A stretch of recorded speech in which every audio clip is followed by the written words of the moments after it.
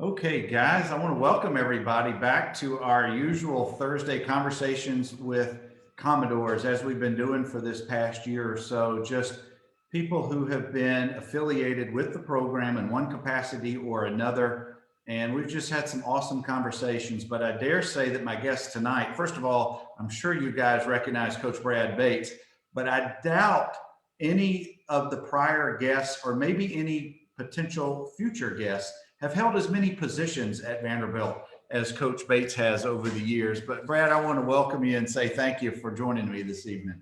Bernard, it's great to be here. And I think it's particularly interesting that we're connecting almost on the anniversary of the St. Valentine's Day Massacre. It was very important that I bring you in to talk in the month of February. And about half of the comments we've gotten leading up to tonight, in some way, some fashion, are about the St. Valentine's Day Massacre. So we're going to get to that in a few minutes. Some of us still have a little bit of PTSD from almost 30 years ago. But Coach, if you would, for folks who aren't in touch with you these days, catch them up. Tell them what you're doing now and where you are and what's going on in your life. Well, first of all, thanks for the opportunity to say hi to all the Commodores out there. And hopefully this will be a trigger and a catalyst for us to reconnect. Really appreciate this opportunity. So I'm living in Chapel Hill, North Carolina. I'm doing some work with the former athletic director, Todd Turner, consulting work, which kind of keeps me back on campuses. And that's been a lot of fun. At the same time, I'm teaching in the graduate program here at the University of North Carolina. So we've enjoyed it. We've been here maybe 2.5 years now, I think. Excellent, excellent. Now, how many days a week are you working out? Truth. I honestly, I try and sweat every day, but I don't always make that. But I probably average 5 days a week. And what's your favorite form of exercise? I'm sure you mix it up, but what do you enjoy doing? Yeah, it's still mixing it up, having the diversity of exercises that don't get boring. So I'm consistent enough that I can monitor my deterioration, but I'm different enough that I keep it interesting. You know, getting old just sucks, doesn't it? Yeah, nothing you can do about it. Yeah. Well, Coach, we got a bunch of folks already rolling in. Want to say hello to you, and I don't want to miss them. So let me start going down roll call. We got OJ Fleming. Oh yeah, great, OJ. How you doing? We got Gary Rogers. So Gary and I used to stay in touch a lot when I was up in Miami. We got Jim Aguiano says hello. Jim. We got One Donut, Mike Healy. Oh, Heels, that's right. Great. Dave Fish. Fish. Dwayne Jones. Oh yeah, Dwayne, how you doing? Slaw Dog. Slaw. Yeah, he and I exchanged some voicemails maybe a month or so ago. I got to bring it up now. Richard Simmons, beware, Pumpkin Patch may be watching. Dante Ferguson. Hey, Dante. Yeah, of course. Dave Crop duster. Yeah. Louis Woolridge. Louis, that's awesome. You guys have got to slow down. We got to get to talking. And Billy Smith, one of the Keystone Cops, and is in with us, and he never fails to show up on Thursday night. So thank you. Well, let me ask you this, Bernard. Do you share my? Is it possible for you to share my email so people can? That is completely up to you. If you want to say it now, they'll see it, and then I can add it after the fact to the comments. Yeah, I have 3. I can't remember which one I sent you. Did I send you the work UNC or my personal? Do you remember? It begins with anyway. Probably the quickest way is Bates BJ at csa-sports.com. Okay, and I'll make sure I put that in the comments. Gerald Collins says to tell you hello. Gerald, how you doing, Gerald? And Tyler Unzicker says to tell you hello. Oh yeah, Tyler. This is great. Yeah, I got to reconnect with all of you. Now, Coach, most of us were only on campus 4 or 5 years. You were on campus pushing almost 20 years. We held a variety of positions. When I was there in the late 80s, you were the strength and conditioning coach. Still don't want to talk about it much, but since you're here, we will. Some might say dumbbell coach. That's right. After that position, you held other positions at Vanderbilt. So some of these guys may not have been at school when you were doing strength and conditioning, but may have held other positions. So can you kind of take the guys through some of those other positions that you held? Yeah, I was there at a time when there was some belt tightening going on. So there was actually some narrowing of the personnel in the athletic department. So uh, it was advantageous to me because I had a chance to, as you alluded to, climb the ladder, so to speak, and gain all these different responsibilities. So I sort of evolved through almost every area in the department at one point in time, other than the ticket office or the Commodore Club, which gave me a chance to really interact with all the coaches, the staff, people across campus, our donors, our fans, and of course, our student athletes. So over the course of those 17 plus years, it was really just an amazing experience. And I have some really fond memories. And I also had the chance to go back to school. So the one thing I share with all of you is I'm an alum of Vanderbilt as well. Very good. Well, Coach, the statute of limitations has told on most of the time that you were there, not all the time, but most of the time. So you pick and choose which stories you actually want to share. But before we get to the time when you came to Vanderbilt, you had the pleasure or the honor or maybe the displeasure or dishonor of getting to play at Michigan for Bo Schembechler. So I want to back up to your high school days. And how is it that you decided to go to Michigan and to play for them? Well, my father was my high school coach, and I wasn't heavily recruited at all. I wasn't a great athlete, but I kind of had this in the back of my mind. I didn't want to go through life wondering what if. And so my father really scheduled an appointment at Michigan State at Michigan. And as it turned out, Michigan State was the first appointment. And he basically said, my son's interested in walking on. Could we come and talk to you about that? So once we got to campus, they connected me with one of the graduate assistant coaches. And he basically said, once school starts, come on back and we'll talk to you then. Well, at Michigan State at the time, they were on trimesters. So I would have missed the entire fall camp. And so that was basically saying, we're really not interested in you. About 2 weeks later, and I was really discouraged coming out of that visit, we went to Michigan, and we went up to the secretary's office, and my father said, we're the Bateses, we're here to see if my son can walk on. And she immediately said, sit down, Bo will be right with you. And so going from Michigan State, where they handed me off to a GA, to the head football coach, who was the legend even at that time. And he spent 45 minutes with us. And the great story was, I was so sure that I was not of the dimensions to be accepted at Michigan. At the time, puffy down jackets were really popular, and I was wearing one. And even though I was sweating like crazy, I refused to take it off because I was afraid he was going to tell me, no, son, you're just not big enough. It's not a good idea. But anyway, he gave me an opportunity, and I really had a terrific experience in college. Well, none of us got the opportunity of playing in the Rose Bowl like you did. Share one vivid memory or recollection from from that time. Well, probably the most vivid memory I have is Bo had never won a bowl game until my senior year. And so we had just beaten Washington. We're walking off the field. I'm with a guy by the name of George Lilja, who was one of our captains and a good friend to this day. And as we're about to go in the tunnel and go back in the locker room, there were 4 or 5 of us, and George just kind of grabs us all around the shoulders and said, let's turn back and do a Polaroid moment. Now, all of you are probably too young to remember what that means, but a Polaroid moment was to capture this picture. And if you've ever been to the Rose Bowl, it's just this glorious stadium.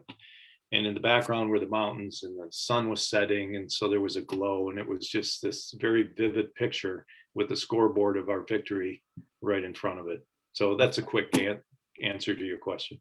Do you still have that photo today? Well, I do in my mind. We didn't actually take the picture there, but George and I and a couple other guys talk about that every time we get together. Oh, very good. That's a lifetime memory right there. Well, Coach, Carl Parker says to tell you hello. Oh, yeah. Coach Parker.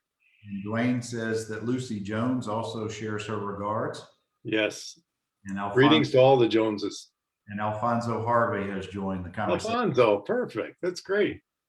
Well, Coach, let's kind of speed through a little bit of up to the time. And T Banks says to tell you hello. That's awesome. I'm You got to telling make sure you share my email. I got to connect with everybody. I will. I certainly, when this is over, I'll be able to put it in the comments. But Coach, what led you? Let's kind of the journey up to when you accepted the position at Vanderbilt. How did that evolve to that? I mean, we kind of know a little bit of the story with Doc Kreis, but we really don't know, how it is that you ended up coming to the school. Yeah. Well, they'd gone through the scandal at Vanderbilt. Roy Kramer had connections to Michigan. He had gotten his master's degree at the University of Michigan. And of course, he was a legendary coach at Central Michigan. So he knew Schembechler and a lot of the staff at the University of Michigan. When he was looking for a strength coach, he talked to some of the coaches at Michigan, and that's how my name came up. So he flew me in. He and I hit it off, and he offered me the job, and I accepted. So it was a really, really great opportunity, and I'm really glad I was offered that job and took it. Well, what was your job? What were you doing just before you came to Vanderbilt and accepted the job? Yeah, I was doing the same thing at the University of Colorado. So Bill McCartney was my defensive coordinator at Michigan.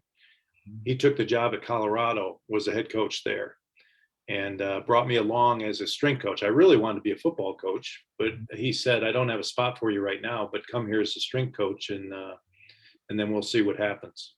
And it was an amazing staff at Colorado that he put together. And we were all young and cutting our teeth and figuring things out. So you had Jim Caldwell, who was the head coach for the Colts and the Lions. You had Ron Dickerson, who was Temple's head coach. You had Les Miles, who was at LSU and now at Kansas. You had Gary Barnett, who was at Northwestern in Colorado.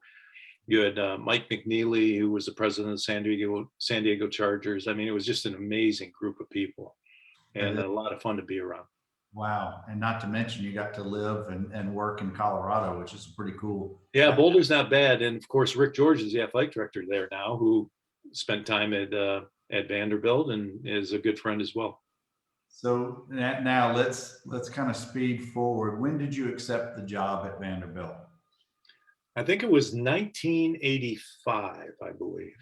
Well, I guess I should have been more specific. What time of the year was it? Watson? Oh, it was in the summer. It was during summer workouts. So it was around June, if I remember right.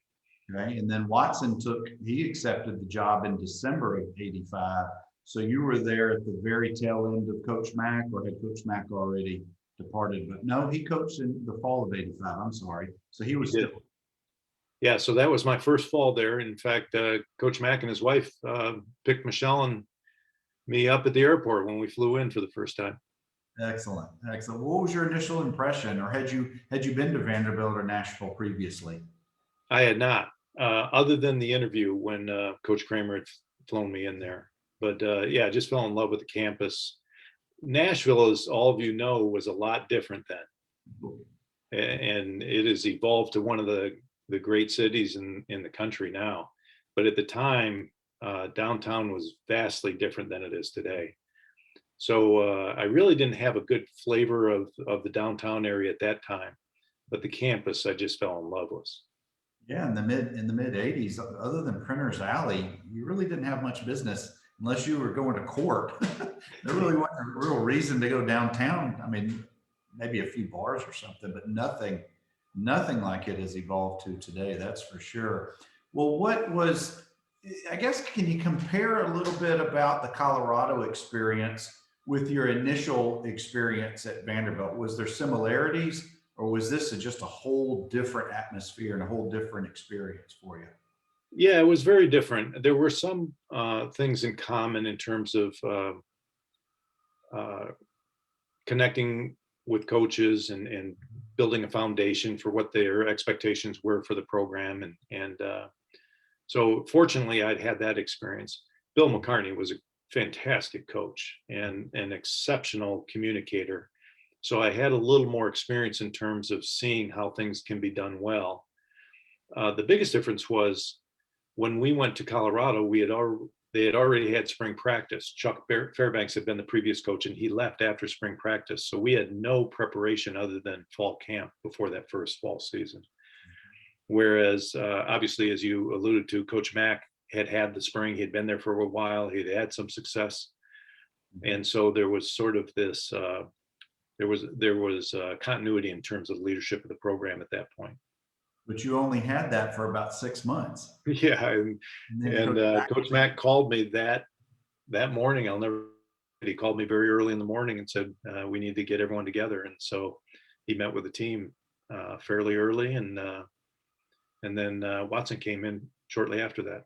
Yeah, Coach Brown, I think around the first week or so of December, accepted the position. Coach, we got some more folks rolling in that want to say hello. We got Daryl Griffin. Says, Oh yeah, Daryl, how you doing? we got Kevin Dowling. Says, Oh yeah, Kevin, sure. Let's see, and that's it. That's the new ones for the last minute or two. Well, Coach, what's it like? You get in there, you get your feet on the ground. You're 6 months in. And then everybody leaves except for you and Coach Kramer for the most part. And Coach Brown comes in with a completely new staff. But what was that? Whoa, and I know what I meant to ask you.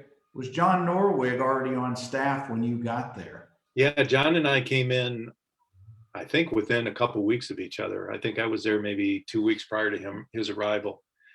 And an interesting story on John. John and I have stayed in touch through the years, very good friends. His daughter actually went to Miami University. Of course, Roethlisberger had a little bit to do with that.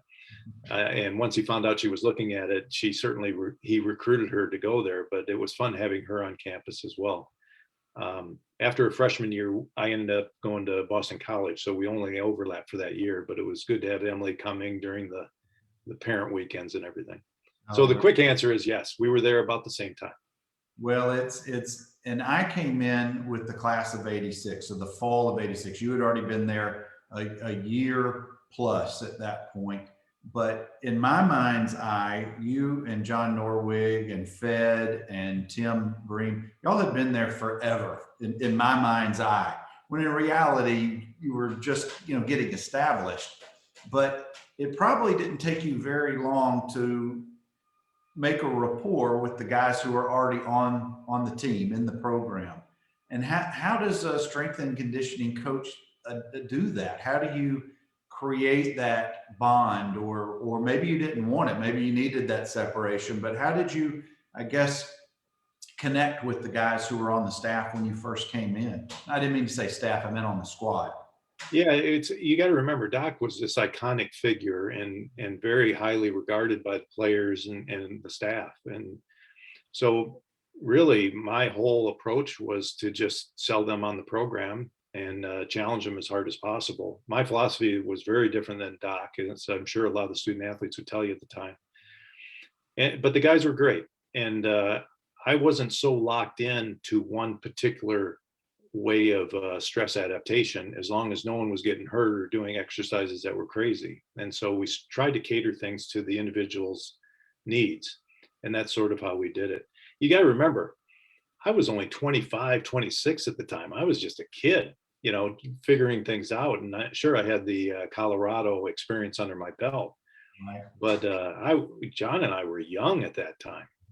And yet to have that kind of opportunity at a place like Vanderbilt was just amazing. Now, guys, I don't know if you caught what Coach Bates just kind of slid in there just now. Stress adaptation. What does that mean to you in the world of being a strength and conditioning coach? Well, you introduce your body to more stress than it had the day before, and it's going to adapt to it. In the same way that if you don't introduce any stress to it, it will adapt to that as well by atrophying. And I want to say, several people have said this, that one of your lines that they remember from back in the day is to take the athlete to that point of ever so slight discomfort. Yeah, I may have said that once or twice. And one of my favorite postcards, or one of my favorite things, which I think I sent it to you after a while, was we all had t-shirts back in the day, SMA. What did SMA mean back in the day? Oh, that was sick mental attitude.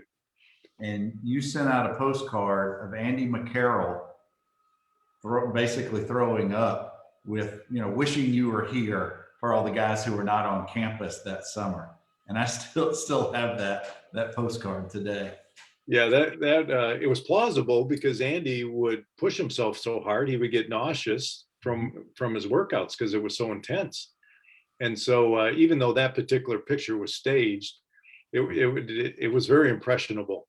And I don't know that I would get away with that today. I'm amazed I didn't have any parents calling me up or Coach Kramer coming down the hall saying, "What the hell are you doing here?" Well, I can tell you, at least in my household, my two younger brothers and my dad thought it was awesome because they knew Andy. But Coach, speaking of a player who would push himself, just dropped in to say hello. Gerald Boo Mitchell says, "Oh yeah, Boo, how you doing?" Still in Georgia, I think. He is, and he's just kicking butt and taking names. That's Derek awesome. Willem says to tell you hello. Derek, how you doing? Fred Peterson. Oh yeah, Fred, sure. Let's see. I'm just going down the road, Coach. Folks are coming in. Manual. I just got to throw these things out. Boo says manual resistance. Oh yeah, especially manual neck exercises. Oh yeah, yeah. 2 sets to failure. You guys are killing me with this. The Dirty Dozen. Oh yeah, the Dirty Dozen, of course. All right. Now it's you're going to have to share a little bit of behind the screen, so to speak, some of your secret sauce. What was the inspiration for some of the just different ways that you had us working out and got guys' attention, kept them focused and working out? Because it was certainly did not appear to be any traditional focus by you. Not that I would know any differently, but we had competitions, the St. Valentine's Day Massacre, which you're going to talk about in just a minute, and stuff like that. Where did all this come from, Coach? Well, I had a terrific mentor at the University of Michigan, a guy by the name of Mike Gittleson, who was their longtime strength coach. And Mike was a PhD in exercise physiology at Michigan when Bo tapped him to be the strength coach for us. We didn't have a strength coach my first year there, and strength coaches were really uncommon at the time. So, but he was very scientific in his approach. But around that time, most strength coaches were either from a powerlifting background or a bodybuilding background. Mike was very much ahead of his time in terms of functional strength, the core, grip strength, neck strength, and those sorts of things that had much more direct application to the human body and performance. And he was very creative, so that kind of planted the seed for me. Now, don't get me wrong, I'm not proud of everything I had all of you guys do, but we did keep it interesting, and it was something that all of you were so inherently competitive that introducing any sort of competitiveness to the weight room just created a greater intensity. And I always viewed the weight room as a laboratory and the strength training as sort of this curriculum. And sure, we were trying to make you stronger and reduce injuries and that sort of thing. But at the same time, hopefully there was some development that transcended graduation into future endeavors. And that's really what we were trying to achieve. So there was a mutual sort of developmentally meaningful experience. Well, those off-season competitions were just, most of the guys who were in there at the time still remember vivid details. That's how much of an impression it made. Yes, it was extremely hard to go through everything that you put us through and the team, team building and team bonding, but it certainly made an impression on guys 25 and 30 years later. So much so that I've got Carl Parker wanting you to talk about the car push relays and the overspeed training on the hills adjacent to Magoogan. Yeah, just different ways of taxing the body. Football's a game that you can't predict your movements. And so anything you can do to put your body through different ranges of motion was really what we were trying to do. That diversity of movement and introduction of stress to the body, whether it was a cardiovascular system or the muscular system, was really what we tried to do as deliberately as possible, but doing different ranges of motion throughout. The card pushing was just different and fun, and fun for who? Yeah, good point. It was entertaining for me. Let's put it that way. And most of you probably, I don't know if you realize this or not, we had a couple 100-pound plates in the weight room that I used to throw in the trunk of my car. Did you guys know that? Well, we may not have known that, but we know that Dwayne Jones kept alternating his foot on and off the brake, trying to push the car up the parking lot. Because that's, if I remember correctly, I hope I'm getting this right, that was part of maybe the St. Valentine's Day Massacre, or maybe during that same time period. It was snowing outside, but we're pushing the cars up the parking deck. But I want you to talk about, for guys who didn't have the experience, what was the St. Valentine's Day Massacre? So the St. Valentine's Day Massacre was basically a strength and cardiovascular competition where we would take a car, my car, loaded with weights in the trunk. And I think we had teams of 4. It might have been 5. I think it was 4. 4. And you would push the car from the bottom of the parking garage to the top of the parking garage, and it'd be timed. So you were competing against your teammates in teams of 4. And my recollection was it probably took maybe 4 to 6 minutes to get up. Do you remember, Bernard? I don't, but I'm sure some of the people who are. Yeah, probably. But it was just a different way of taxing the body. And it was just unique. And as you said, very, very difficult and challenging. But at the same time, introducing competition to a lot of competitive people makes it much more interesting than just doing the daily wind sprints that everyone else is doing every day. Yeah, particularly when it's snowing outside in February in Nashville. You can't do a whole lot outside, but getting usage of the parking deck was brilliant. Now, Coach, all of these different exercises and just different things that you created, how much, if any of it, did you have to run by Watson or Coach Kramer, or did you at all? Yeah, really good question. My recollection was they really gave me a lot of leeway to train them. But at the end of the summer or winter conditioning, or during the course of the season, they wanted measurements and they wanted to see improvements. So they gave me a lot of flexibility to develop how to get them there. And then we do some testing so they could see where everyone was. Tom Gray says to tell you hello. He has some very kind things to say. Tom Gray, that's awesome. Great to hear from you, Tom. Christy Houck also says to tell you hello. Oh yeah, that's great. I'm telling you, I'm suddenly very hungry. Yeah, no kidding. Coach Harris, I wish you were part of this group so you could see all of these dozens and dozens of awesome comments in here, but I may have to screenshot them and send them to you. Well, hopefully this will be a catalyst for all of us to connect. Certainly hope so. And Jason Smith says, fantastic, Jason. Oh, killing me. We're gonna have to keep talking here, Coach. I guess let's talk about Bill Kelly and Luke Wyatt.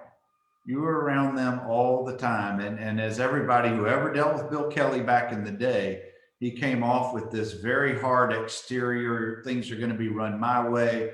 The equipment room is my domain. But frankly, between me and you, I thought he was kind of a teddy bear of a guy once you got to know him a little bit.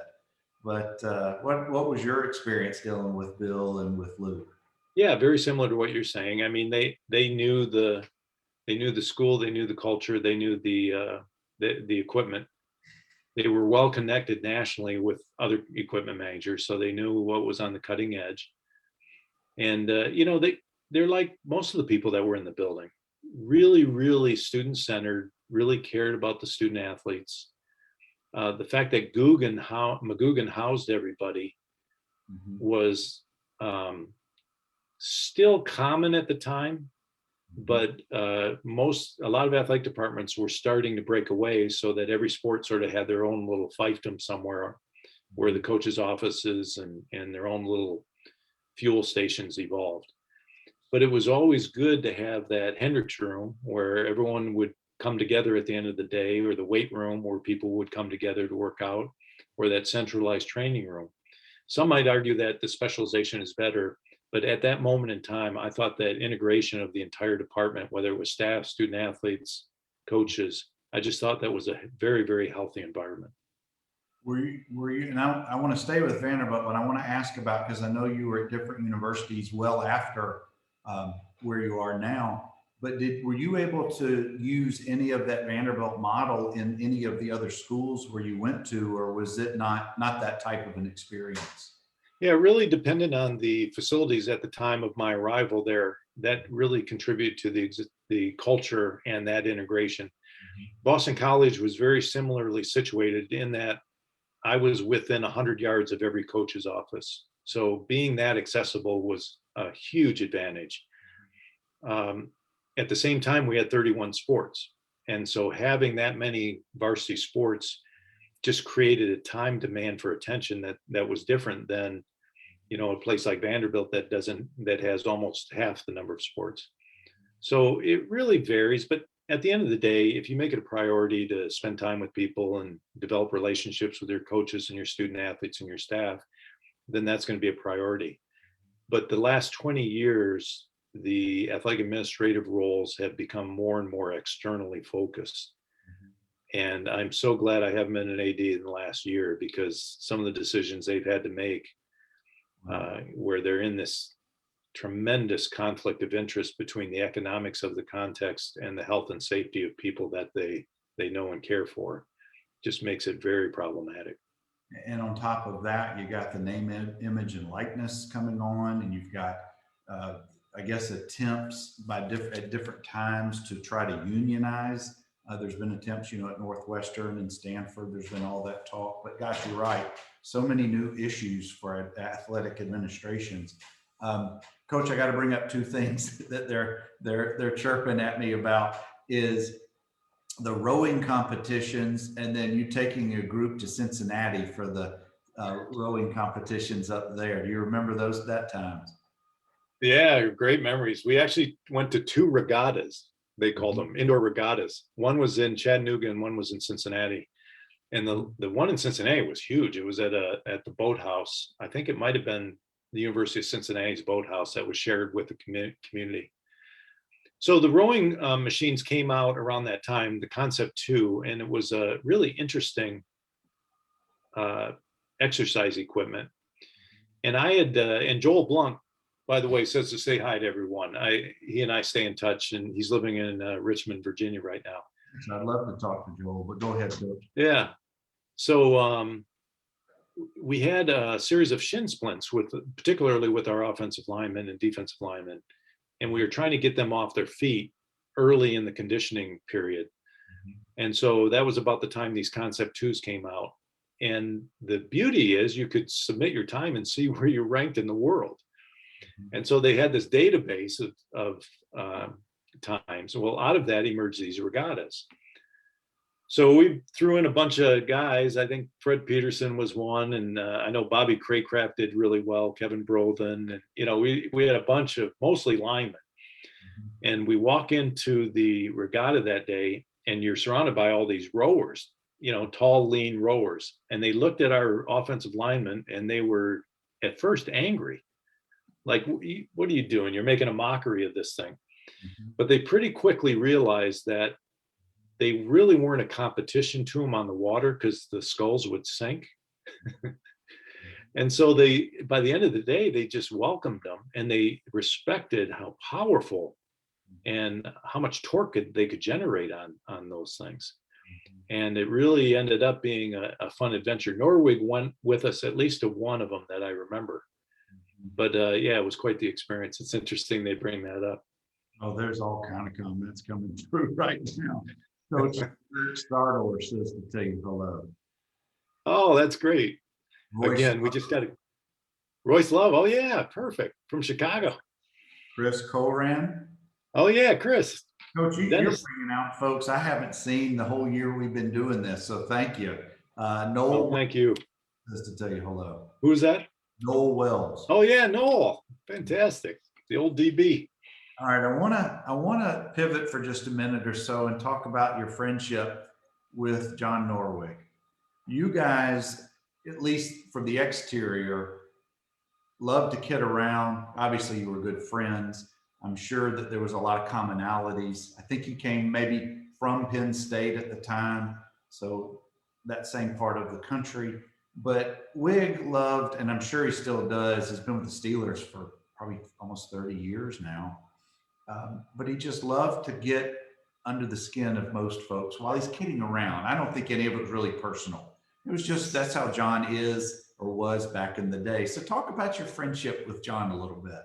Yeah, John and I just hit it off from the beginning. We both had similar backgrounds. In fact, the gentleman, my mentor, Mike Gittleson, that I mentioned earlier, he and the strength coach from Penn State had actually gone to the same high school. So they had very similar philosophies on strength training, very much grounded in the science. And so John and I had very similar philosophies. We also both believed, and again, you got to remember, strength coaches at the time were fairly new, but from the beginning, we didn't see ourselves as competing or isolated entities. We saw ourselves as having to be arm in arm in the best interest for the student athletes, especially rehabbing. And so from that professional relationship, there was also a very close personal relationship. And to this day, we've remained really good friends. But you're right, he's great kidder. And you could push buttons on him and he'd react in ways that were very entertaining. But he has got to be one of the all-time great trainers in history. And you look at what he's done, and even at Vanderbilt, look at who he hired and brought to that institution and what they've gone on to do in the NFL and the NBA. It's just mind-boggling, the talent that he brought into Vanderbilt. Well, two come to mind. Paul Federici went to Iowa. And he's on the senior staff at Iowa. And Tim Breen with the Bears. Was with the Bears. And then Fred Tedeschi was with the Bulls. I forgot. Thank you. Now, I think Wig had gone when Fred came, but I know they had a really strong relationship. And I want to say Wig may have had something to do with recommending him for the position. And then, of course, Boz. Oh, absolutely. And Coach, I'm surprised they're not on here tonight because they usually are with us. June Jakes and Coach Gary Shepard are almost always with us, and they're going to be bummed they're not here live. I'm sure they'll catch it later on. And I bring this next topic up, and you can talk about it to the extent that you want to. Again, the statute of limitations is probably gone, but I've got to bring up Coach Watson Brown's birthday party. Do you remember his 40th birthday party? I don't. Oh no, really? What happened? Well, I wasn't there, but it was at McGugan. Does any of this ring a bell at all? No, it doesn't. Okay. It sounds like it's probably a good thing. It's probably a good thing. We'll move on to something else. Well, Coach, I appreciate you taking so much time with us tonight, going down memory lane. I hope some of this talk has kind of triggered a little bit of some of your memories of times. But I want to talk about your on-field responsibilities during games, particularly during the time that you were in the position of strength and conditioning. What was a typical game day for you? What were you doing during the game? Well, pregame is primarily warming up and stretching everyone and trying to get them ready for their individual drills and then the team drills and then, of course, the game. During the game, it's the worst job in America. You're the get-back coach. Mm-hmm.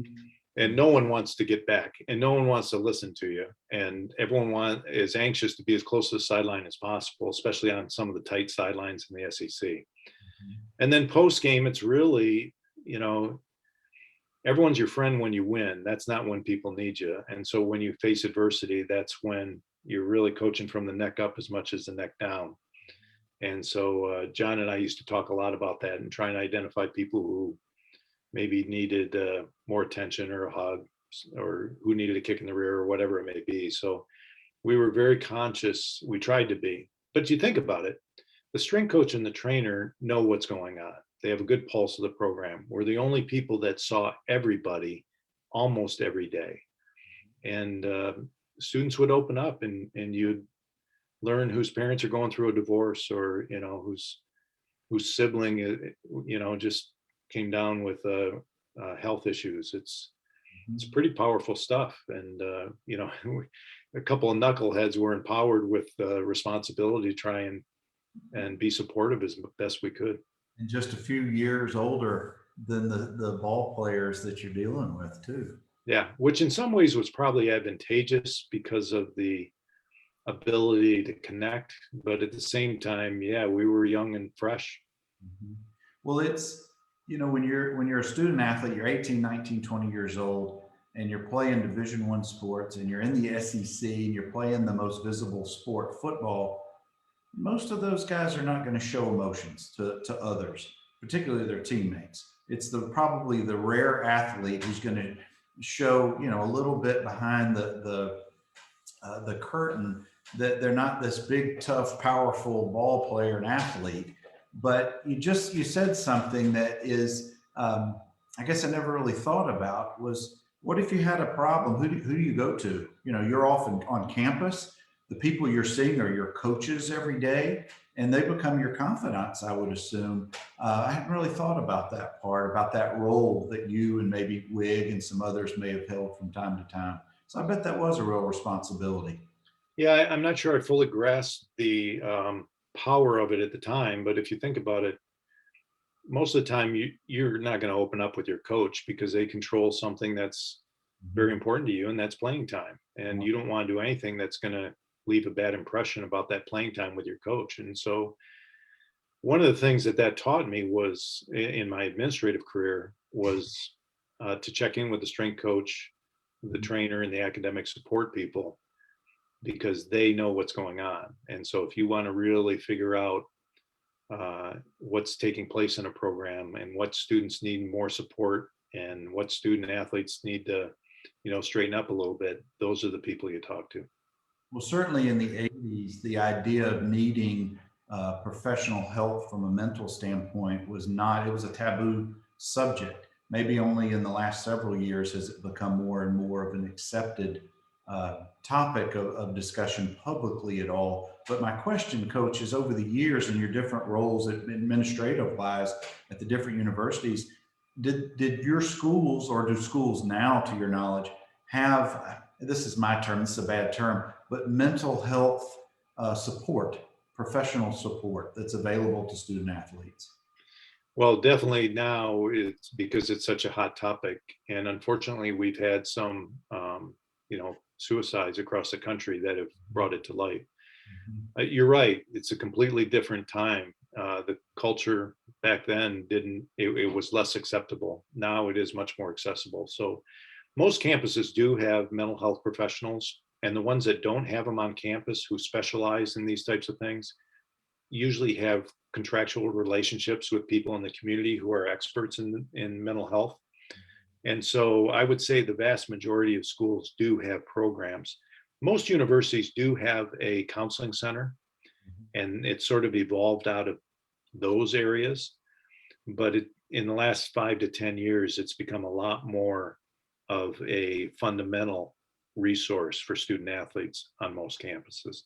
And it's probably maybe society as a whole that's become more of an acceptable discussion point at times, where I know that, in the 80s, it certainly wasn't nearly as discussed publicly.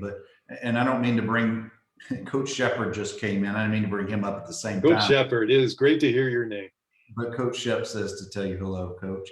And let's see, we're getting along in our conversation, and I appreciate your time, Coach, so far. I want to talk about, if you would, the modern student athlete, and a little comparison maybe from when you were playing in the 70s, when I was playing in the 80s, and coming forward with all of your different roles. It's too easy for me to say, well, the modern athlete is pampered and they want to be a brand and they're on social media and they don't care as much as the athletes back in our day. But that's not a fair blanket statement. But there's a little bit of truth maybe somewhere in there. And I want to get your perspective, with you being involved with student athletes all of these years. Have you seen, I guess, a change or an evolution in the collegiate student athlete and the way they approach their sports, or maybe the way they approach life in general? Student athletes are still student athletes. They're very competitive. They put in the time and effort to win and be successful.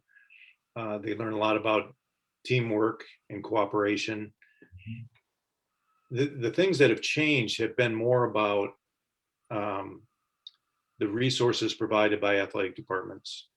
We become so specialized, and it almost dilutes the relationship ability, because you've got the academic coordinators, you got the learning specialists, you got the trainers, you got the equipment managers, you got the mental health expert, you got the career planning, you got someone who's helping you with internships. Or this specialization that really dilutes, it spreads out relationships, but it dilutes how meaningful some of those relationships can become. I think it is incredibly hard to be a Division I, especially Power 5 student athlete today. I mean, you think about going to a school at Vanderbilt like all of you did, that in itself is a full-time job. You add to that playing in the SEC, the demands are just incredible. And the amount of exposure today, just in TV alone, let alone social media, has introduced a completely different context in which these student athletes participate. The accessibility and visibility of them just makes it, I think, that much more challenging for them, and it's just something else they have to navigate through. Well, gosh, just with them having social media, Twitter, Instagram, whatever it is, and they're putting themselves out there, they want to be heard, because a lot of student athletes want to, I guess, create a brand for themselves, because they know most of them are only going to play those 4 or 5 years on the collegiate level. Very few go beyond into the professional ranks. And what are you going to do afterward? You better get your degree. You better put yourself out there in a certain extent. So there's so much more pressure than, I think you're right, than when it was, I don't know, simpler back then. We didn't have any of those things. Although I think one of the great things that came out of this past summer is student athletes are starting to figure out how much power they really do have and access to the media. And I'm hopeful that will continue in ways that are developmentally meaningful for them, and also put the spotlight on ways that we can create a more supportive environment that they participate in athletics in. Dr. Joel Walker. Oh yeah, Joel, that's great. Amazing. This is great. Everything that you did, Coach. And we're getting close to the end of our conversation, Coach. I wish it could go on forever, but I got to go to bed at some point. Are you in contact with any of the administration at Vanderbilt these days? Well, Candace, of course, was a basketball player when I was there. So, and she's actually gonna spend a few minutes with my class next week via Zoom. So, yeah, I still talk to her. You know, Rod Williamson, who's he is one of the most talented people I've ever known in my life. He's retired now, but he and I still stay in touch. But the changes are pretty prevalent at the administrative level. So I'm trying to think. For the most part, those are probably the two that I speak with the most. Every once in a while, Jeff McDonald and I'll reconnect and stay in touch. Tim Corbin, there was a group of us a couple of years ago that all got together for dinner. The NCAA convention was in Nashville, and Tim came and joined us. So, but anyway, yes, as much as I can, I stay in touch. Excellent. Well, when was your last year at Vanderbilt? It was 2002. So it was Bobby Johnson's first year. So you may or may not have crossed paths with Coach Clark Lee, the current head coach. Oh yeah, we crossed paths. Yeah, I'm so excited for him and for Vanderbilt to have him back. And he's stayed in touch through the years. Mm-hmm. He's just really, really talented. So I'm very excited for him and Vanderbilt. Well, he and one of his either mentors or close friends or both is Coach Corbin, it appears, and it seems like Coach Corbin is taking him under his wing to the extent that it's needed, and hopefully providing some really good guidance. We're all excited for the changes and what's going on, and now that Coach Lee has also brought back 3 former players. I saw that. I've been following him, so every time he's been announcing a new assistant, it's been great. Mm-hmm. Tony Piercy says. Oh, Tony, yeah, sure. Tony and I reconnected a couple of years ago when his son was playing up here in the Triangle. Yeah. And I guess the last couple of things I want to ask you about, Coach, is over the almost 20 years or so, 18 or so years you were in Nashville, do any particular game, either post-game, pre-game, or in-game memories come to mind? Any trips that you took, any particular moments dealing with football that are fond for you? There's so many, it's hard for me to try and identify one without neglecting, another. I remember Jermaine breaking a long run at the beginning of the game. I remember Slaw Dog picking off that pass against Florida. There's so many of them that all of the people that are watching today have just given me such terrific memories.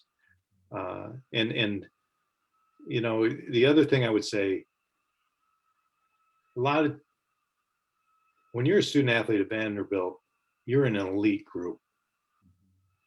I don't know that I fully appreciated that at the time. But when you consider that only a quarter of American citizens have a 4-year degree, let alone a degree from Vanderbilt University, it just really tells what an elite group all of you are and what you had to do to balance athletics and academics. And oh, by the way, maybe have a social life. It really says a lot about all of you and your character and your commitment and what you did to get to Vanderbilt, let alone what you did at Vanderbilt. So it's really good to hear all these names, and I'm looking forward to reconnecting with everybody. Well, Coach, I think that's such a great way to conclude for this evening. So thank you so much for taking us down a trip down memory lane and sharing some great memories with us tonight. Bernard, thank you for the opportunity. And again, great to hear all these wonderful Commodore names, and please share my email address, and I look forward to connecting with people. I certainly will. You've got all kind of love in these comments tonight, Coach. So it's really great to finally see you again, chat with you.